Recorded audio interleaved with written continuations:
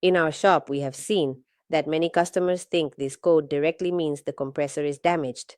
But before replacing such an expensive component, several points need to be checked because the problem could come from the electronics, wiring, connections, or even a lack of proper maintenance. One of the most common causes is the inverter board, which is responsible for controlling the compressor's operation. If this board fails due to moisture, heat, wear, or electrical issues, it can send incorrect signals and cause the F93 error to appear. Some customers describe that the air conditioner tries to start, the outdoor unit makes noise for a few seconds, and then shuts down while displaying the error. For technicians, this behavior usually indicates that the system is trying to start the compressor, but detects that something is not operating within the normal parameters. It is also important to inspect the compressor wiring and connections.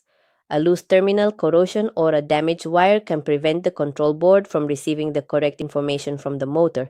In these cases, a simple repair can avoid replacing more expensive components. Another key point is checking the condition of the inverter compressor itself.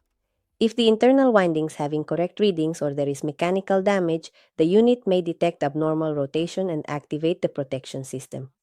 A technician should perform proper measurements before deciding whether the compressor needs to be replaced. In addition, a dirty system or one operating under incorrect conditions can also cause this problem.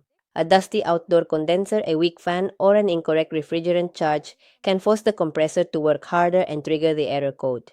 The power supply also plays an important role. Many technicians have found units showing the F93 error after voltage fluctuations or electrical installation problems. Inverter systems are sensitive to these changes, and unstable power can eventually damage the control board. The solution depends on the cause found during diagnosis.